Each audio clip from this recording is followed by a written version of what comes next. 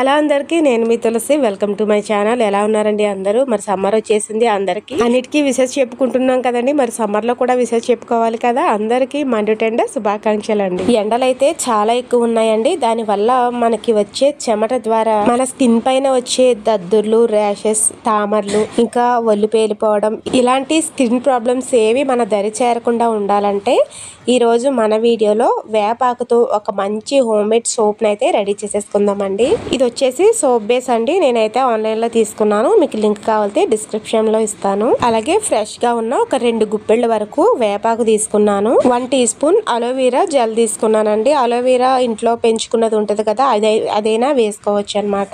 ఇప్పుడు ఒక mixie jar లో ఈ వేపాకు వేసుకున్నాం కదండి. ఇందులోనే ఒక 2 టేబుల్ స్పూన్ల వరకు వాటర్ అయితే వేసుకోవాలి. మరీ ఎక్కువ వద్దండి, ఒక 2 టీ స్పూన్స్ వాటర్ అయితే సరిపోతుంది. వాటర్ వేసుకున్న తర్వాత ఇలా మెత్తగా ఉండేటట్టుగా మిక్సీ పట్టేసుకోవాలి. అలాగే ఇక్కడ ఒక పల్చగా ఉన్న ఒక కాటన్ క్లాత్ అయితే తీసుకొని ఇలా ఒక బౌల్లో వేసేసి మిక్సీ పట్టుకున్న ఈ వేపాకు జ్యూస్ ఏదైతే ఉందో ఈ గుజ్జు నుంచి మనం రసాన్ని సపరేట్ చేసుకోవాలండి. వేపాకు రసం అయితే తీసుకోవాలన్నమాట.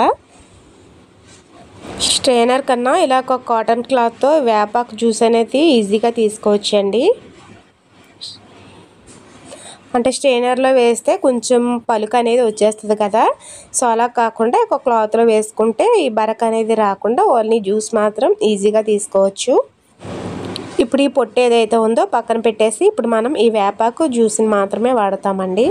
అలాగే ఇక్కడ ఒక 100 గ్రామ్స్ వరకు సోప్ బేస్ అనేది తీసుకుని వీటిని చిన్న చిన్న ముక్కల కింద అయితే కట్ చేసుకోవాలి. అంటే డైరెక్ట్గా ఎలా అయినా వేసేసుకోవచ్చు, కానీ కరగడానికి కాస్త టైం పడుతుంది కదా, సో దానివల్ల ఇలా ముక్కల కింద కట్ చేసేసుకుంటే తొందరగా బేస్ అనేది కరుగుతుంది అనమాట. మన ఛానల్ని ఫస్ట్ టైం చూస్తున్నట్టయితే ప్లీజ్ సబ్స్క్రైబ్ చేసుకోండి. మీరు సబ్స్క్రైబ్ చేసుకుంటే ఇలాంటి వీడియోస్ అన్నీ కూడా మిస్ అవ్వకుండా మీ ఫోన్కి నోటిఫికేషన్ రావడం జరుగుతుంది. Please subscribe my channel. So బేస్ని ఇలా కట్ చేసుకున్న తర్వాత ఇప్పుడు గ్యాస్ మీద ఒక బాండీతో సగానికి వాటర్ అయితే పెట్టుకోవాలి. ఈ వాటర్ బాగా బాయిల్ అవ్వాలి. ఈలోపు మనం సోప్ వేసుకోవడానికి నేను ఇక్కడ ఒక ప్లాస్టిక్ బౌల్ అయితే తీసుకున్నానండి. మీ దగ్గర సోప్ వేసుకునే సిలికాన్ మోల్డ్ ఉంటుంది కదా, సోప్ మోల్డ్, అది ఉంటే మీరు అందులో అయినా వేసుకోవచ్చు అండి. సో నా దగ్గర లేదు కాబట్టి నేను ప్లాస్టిక్ బౌల్ అయితే తీసుకుని కొంచెం ఆయిల్ అప్లై చేసుకుని పక్కన పెట్టేసుకున్నాను. ఇప్పుడు ఈ వాటర్ అయితే మరగడం స్టార్ట్ అయ్యాయి కదండి. కట్ చేసుకున్న ఈ సోప్ బేస్ని ఇలా ఒక గిన్నెలో వేసుకొని ఈ వాటర్లో డబల్ బాయిలింగ్ మెథడ్లో ఈ సోప్ బేస్ని కరిగించుకోవాలండి. డైరెక్ట్గా ఈ సోప్ బేస్ అయితే గ్యాస్ మీద పెట్టకూడదు. ఇలా వాటర్ పెట్టుకొని వాటర్లో పెట్టి మాత్రమే కరిగించుకోవాలి. డైరెక్ట్గా గ్యాస్ మీద పెట్టి కరిగించకూడదు, అదొకటి గుర్తుపెట్టుకోండి. ఈ సోప్ బేస్ ఏదైతే ఉందో మొత్తం మంచిగా కరిగిపోయిన తర్వాత ముందుగా తీసి పెట్టుకున్న వేపాకు జ్యూస్ని అలాగే 1 టీ స్పూన్ అలోవెరా జెల్ని కూడా వేసి మొత్తం అన్ని కలిసేటట్టు బాగా కలిపేసుకోవాలి. ఈ వేపాకు రసం వేసిన తర్వాత ఏమీ ఉడికించక్కర్లేదండి, జస్ట్ అన్ని కలిసేటట్టు కలిపేస్తే సరిపోతుంది. ఇప్పుడు ఆయిల్ రాసి పెట్టుకున్న డబ్బాలో ఈ కరిగించుకున్న వేపాకు సోప్ బేస్ ఏదైతే ఉందో ఇందులో వేసేసుకోవాలి. ఇది వేడిగా ఉన్నప్పుడే వేసుకోవాలండి, చల్లారిందంటే దగ్గరగా అయిపోతుంది. నేనైతే ఈ రెండిట్లో వేసుకుంటున్నాను.